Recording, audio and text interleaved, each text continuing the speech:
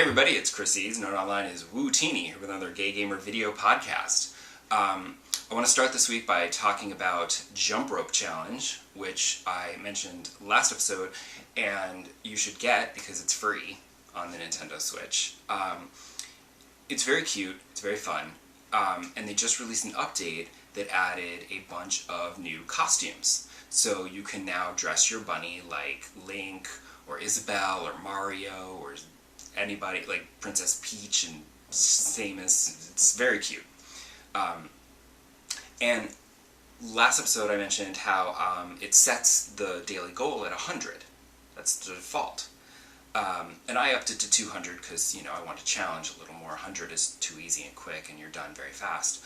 But what the problem is that when you're doing it, it's against a plain green background, which is super boring. And then once you hit your goal, it says, okay, do you want to stop or do you want to keep going? And if you keep going, then you get like a really cool picture of like a kitten or space or whatever, and it makes it more interesting. And the thing is that is super great, but I was tempted to bring the goal back down to 100 so that I could get that cool picture sooner. But then I realized I'm like, no, because if I do that, then I'm probably only going to do like 200, maybe 250 jumps.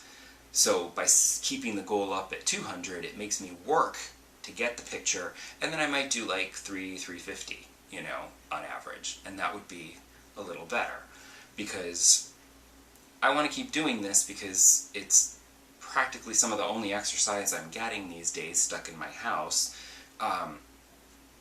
And it's a easy way to just get your heart pumping and move around a little.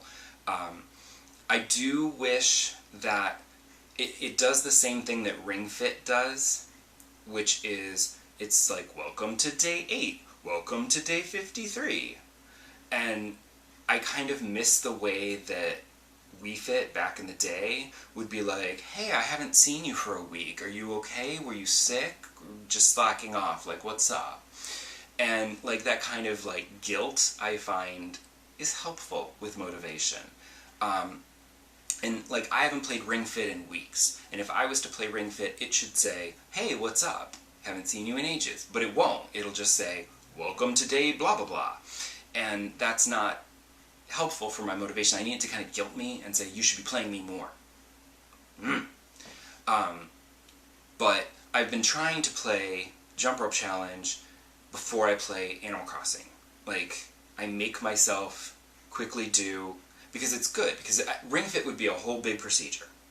And it would take like 20-30 minutes to play a bunch, and then I could play Animal Crossing, and that's too much. But the Jump Rope Challenge is great, because you can play it for like 2 or 3 minutes, and, you know, you get your heart rate going, and then you can play some Animal Crossing. That's my reward. So, I've been trying to make myself do that before I play Animal Crossing, just to, you know, get myself moving. And there's a lot to do in Animal Crossing now because Nintendo released that first summer update, which adds in swimming and diving, and yay! So, the trick is, they actually released the update. It was supposed to come out on Friday, but Thursday night I happened to be scrolling Twitter and saw Nintendo's like, hey, the update's out, download it and enjoy. So I did. The problem is that here on the East Coast, it was after 10 o'clock and all my shops were closed. So while Nintendo sent me a letter saying, hey, it's okay to go swimming in the oceans now, and here's a snorkel and mask, that doesn't help you. You need a wetsuit in order to be able to go into the water. And the shops were all closed, so I couldn't buy a wetsuit. I appreciated that my snorkel and mask were pink, that was cute, but there was nothing I could do with it until the next day. Now I know that I could have gone to someone else's island, like people on the West Coast. I could have gone to their island and their shops would have still been open, and I could have bought a wetsuit there and gone swimming there, or come back home to go swimming here. But I was like, nah, it's fine. I had a TV show I needed to watch anyway, so I was like, I wasn't expecting to go swimming until Friday anyway, so what's the big deal? And of course, on Friday when I could finally go swimming, it's pouring rain.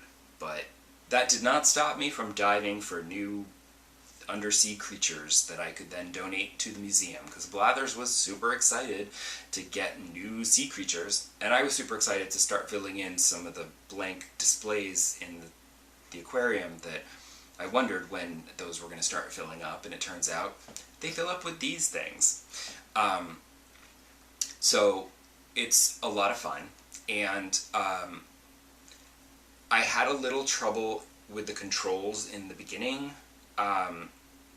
Like, you swim around, and then you go to where the bubbles are, and then you press the button to dive, and I would surface with nothing, and I'd have to like reorient myself and then dive again and then pick it up. And it wasn't until after a little while that I finally got the hang of, you press the button to dive, and then while you're under there you can actually press A to swim around to get to where the little shadow is. And sometimes the shadow moves and then you can chase after it. So it just took a little adjustment to figure that out. And then I was fine, and then I was catching all kinds of stuff.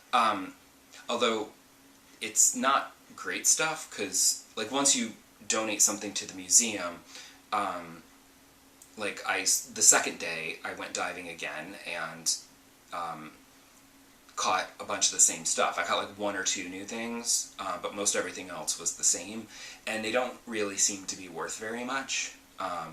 So that's not going to be a really great way to earn bells. It's not as good as fishing or catching bugs. There's a lot more high-ticket items in the fish and bugs than there is in undersea creatures, it seems. But I'm just glad to have something fun and a new activity to do. And also, of course, when you catch a scallop, Pascal shows up to beg it off you and say, "Hey man, could I have that?" And given his little hippie wisdom, which I love. And it's funny because the first scallop I caught, he showed right up, and I said, "Sure, you can have it." And then he said, you know, "Not for nothing, here's a DIY recipe and it was for a mermaid table, which is made with shells and also pearls. So pearls are things that you'll either dive for or Pascal will give you. And then later I caught another scallop because I wanted to have one to give to the museum. And he didn't show up the second time, and I thought, oh, maybe he just shows up once a day, so then the second scallop I can donate to the museum or sell. But the second day that I went diving, he did not show up at all. I caught a scallop, and he did not pop up anywhere. So I'm wondering if maybe he's like the other guests, like Red, who shows up like maybe once a month. Maybe Pascal doesn't show up every time you catch a scallop. Don't know yet. Still new. But I'm enjoying it, and sadly it appears that this is about as much swimming as I'm going to actually get this summer, given the recent spike in coronavirus cases, because people are not acting right, because they went ahead and reopened some places, and people don't know how to act, and they're not wearing their masks properly, and they're all going out to brunch and sitting right next to each other, and it's just not cool. So I fully expect that it's going to get really bad again soon, and Animal Crossing will continue to be my escape. So stay home, stay safe, wear your masks, and come back, keep playing your games, and come back, I'll talk again. Bye!